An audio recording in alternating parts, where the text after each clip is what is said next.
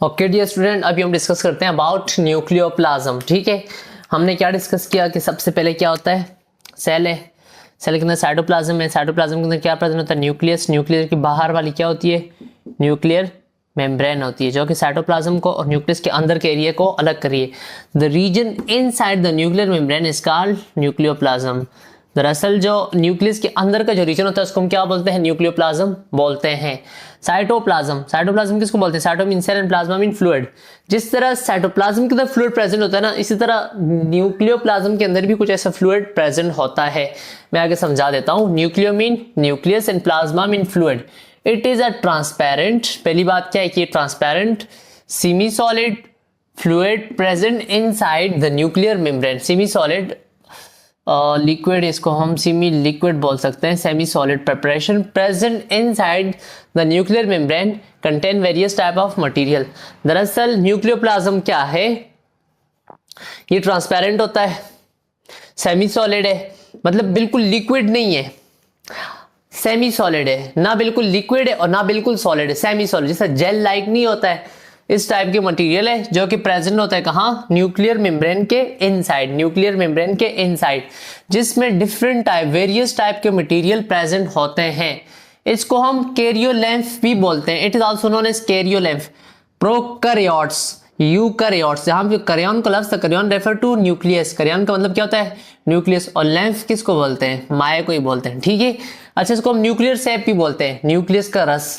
It is also known as karyolymph in which nucleolus and chromosome are suspended। इसको हम karyolymph भी बोलते हैं। क्यों बोलते हैं, क्योंकि इसके अंदर न्यूक्लियोलस और क्रोमोसोम क्या हुए हैं, सस्पेंड हुए हैं। क्या मतलब इस बात का, ये देखो, ये आ गया साइटोप्लाज्म, साइटोप्लाज्म के अंदर क्या आ गया, न्यूक्लियस आ गया। न्यूक्लियस के अंदर भी आप देखेंगे ना एक ऐसा न्यूक्लियोलस होता है, और इसके अलावा जो हमारे न्यूक्लियर मटेरियल ऐसे फैला हुआ होता है, सस्पेंड हुआ होता है। सस्पेंड मतलब लटका हुआ होता है। ठीक है, इसीलिए इसको हम क्या बोलते हैं, न्यूक्लियर सेप बोलते हैं। ठीक है, it is also known as karyolymph in which nucleolus and chromosome are suspended. ये डायग्राम को देख लो, मासूम कब से बनाई हुई है। ये न्यूक्लियर मेम्ब्रेन है, अगर इसको आप कट करके अंदर देखोगे तो क्या आएगा, न्यूक्लियोप्लाज्म आएगा। इस न्यूक्लियोप्लाज्म के अंदर क्या प्रेजेंट है, न्यूक्लियोलस प्रेजेंट है, और साथ साथ में ये जो तारे वारे बनाइए, धागे वागे जो आप हाथों पे बांधते रहते हो, दरअसल क्या है, हमारा क्रोमोसोम्स है। ये क्या है, क्रोमोसोम है। ठीक है, अगर कंपोजिशन की बात की जाए तो ये भी साइटोप्लाज्म की तरह ही होता है। साइटोप्लाज्म में क्या क्या प्रेजेंट है, वो भी एक कोलॉइडल मिक्सचर ही है। ये दरअसल क्या है, कोलॉइडल मिक्सचर है। अब अगर मैं आपसे पूछूंगा कि कोलॉइडल मिक्सचर क्या होता है, तो बच्चे, प्यारे बच्चों, बताएं कोलॉइड क्या होता है। कोलॉइड जो होता है ना सॉल्यूशन होता है ना सस्पेंशन, इन दोनों की दरमियानी हालत। सॉल्यूशन क्या होता है, जिसमें सॉल्वेंट और सॉल्यूट के मॉलिक्यूल आपस में कंप्लीटली क्या हो जाए, डिसॉल्व हो जाए। पानी के अंदर आप चीनी डाल लो, थोड़ी सी चीनी डाल लो, मुकम्मल डिसॉल्व कर लो, हल हो जाएगा, वो सॉल्यूशन होता है। सस्पेंशन क्या होता है, पानी के अंदर आप रेड डाल लो, रेड डिसॉल्व नहीं होती, वो क्या है, सस्पेंशन है। अब कोई ऐसी प्रिपरेशन की जो ना सॉल्यूशन हो ना सस्पेंशन हो, जैसे आपके पास दूध है, दूध जो होता है वो एक टाइप ऑफ कोलॉइड है। ठीक है, सो दरअसल ये कोलॉइडल मिक्सचर है। ऐसा मिक्सचर है जिसमें ना कंप्लीट पार्टिकल डिसॉल्व हुए हैं और ना ही कंप्लीट सस्पेंड हुए हैं, मतलब दरमियानी हालत है इन दोनों की, जिसमें ऑर्गेनिक और इनऑर्गेनिक चीज़ें प्रेजेंट होती हैं। ठीक है, ऑर्गेनिक्स क्या हो सकती हैं, प्रोटीन्स हैं। दरअसल हिस्टोन प्रोटीन प्रेजेंट होती है। अच्छा, न्यूक्लियोप्लाज्म के अंदर जो प्रोटीन प्रेजेंट होती है, हिस्टोन प्रोटीन प्रेजेंट। जब क्रोमोसोम का स्ट्रक्चर पढ़ते हैं तो वहाँ पर आपको पता चलेगा हिस्टोन प्रोटीन क्या होती है। इसके अलावा एंजाइम, ट्रांसक्रिप्शन और ट्रांसलेशन का जो प्रोसेस होता है, ट्रांसक्रिप्शन बोलते हैं, ट्रांसक्रिप्शन और ट्रांसलेशन होता है। This is a process of protein synthesis. Protein के बनने के लिए दो अमल हो रहे होते हैं। ठीक है, ट्रांसक्रिप्शन जो होता है ना, न्यूक्लियस के अंदर होता है, जिसमें एक डीएनए से ना, ये समझो एक डीएनए है, इस डीएनए से बन रहा होता है एक आरएनए। इससे क्या बनना होता है, सिंगल स्ट्रैंडेड आरएनए बनना होता है। इस प्रोसेस को हम ट्रांसक्रिप्शन बोलते हैं। बहरहाल आगे हम डिस्कस करेंगे। सो इसके अंदर हिस्टोन प्रोटीन प्रेजेंट होता है। एंजाइम जो इसको कट कर रहे होते हैं, जो कट कर रहे होते हैं एंजाइम कट कर रहे होते हैं। इसके अलावा जो हमारा न्यूक्लिक एसिड है, न्यूक्लिक एसिड, डीएनए और आरएनए दरअसल इसी न्यूक्लियोप्लाज्म के अंदर प्रेजेंट है। लिपिड भी प्रेजेंट होते हैं, मिनरल्स भी प्रेजेंट होते हैं। इसके आउटर रीजन को हम न्यूक्लियर लेमिना बोलते हैं, जो कि मेंटेन कर रहा होता है शेप को।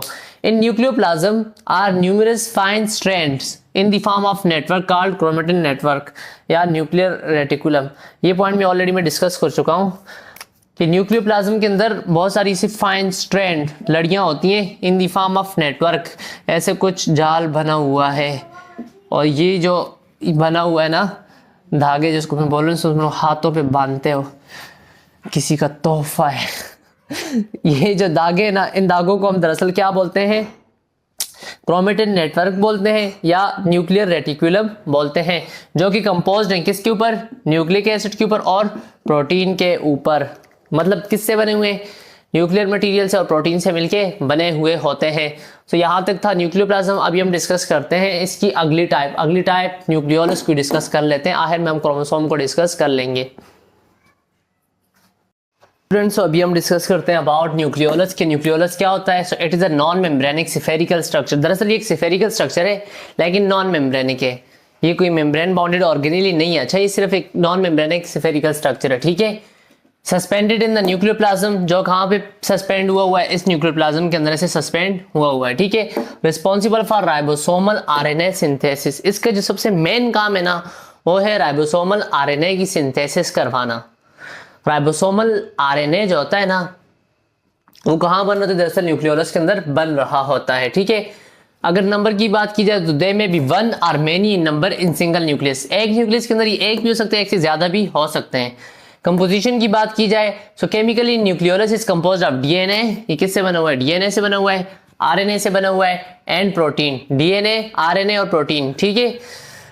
प्रोटीन और आरएनए को कंबाइन करके राइबोसोम बनाते हैं, आगे मैं डिस्कस करता हूं, ठीक है। About 70 to 80% of RNA of cell is synthesised here. Almost 80% RNA होता है ना सेल के अंदर जो प्रेजेंट होता है, तो वो दरअसल यही न्यूक्लियोलस के अंदर बन रहा होता है, ठीक है।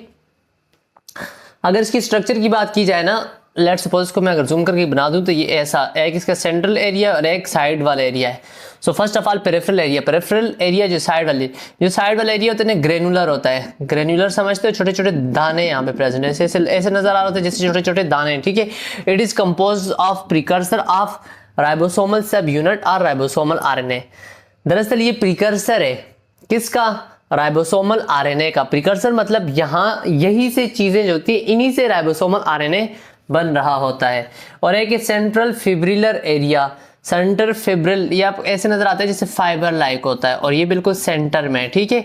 अगर इस एरिया के वाले से बात की जाए so this area consist of large molecule weight RNA and DNA. दरअसल यहाँ पे लार्ज मॉलिक्यूलर स्ट्रक्चर्स प्रेजेंट, जिस तरह हमारे पास राइबोसोमल डीएनए, इसी राइबोसोमल डीएनए से क्या बनना होता है, राइबोसोमल आरएनए बन रहा होता है। और फिर इसी राइबोसोमल आरएनए को जब हम प्रोटीन के साथ मिलाते हैं, अगर यहाँ पे प्रोटीन प्रेजेंट हुई तो इन दोनों को कंबाइन होकर क्या बन रहा होता है, राइबोसोम बन रहा होता है। Protein plus RNA is equal to ribosome, ठीक है। इसके हवाले से एक एमसीक्यू जो कि एमडीकेट में पूछा जाता है, जो न्यूक्लियोलस होता है ना ये एब्सेंट होता है किसमें, बैक्टीरिया में। बैक्टीरिया में जो न्यूक्लियोलस होता है ये क्या होता है, एब्सेंट होता है। इसके अलावा फंजाई के अंदर भी जो होता है ये क्या होता है, एब्सेंट होता है। बैक्टीरिया और फंजाई के अंदर ये क्या है, एब्सेंट है। So in prokaryote it is synthesized by operon. दरअसल वो कुछ और डिस्कशन है, बहरहाल यही तक न्यूक्लियोलस के हवाले से ऑलमोस्ट इनफ है, ठीक है। अभी हम डिस्कस करेंगे एट 10 क्रोमोसोम के हवाले से।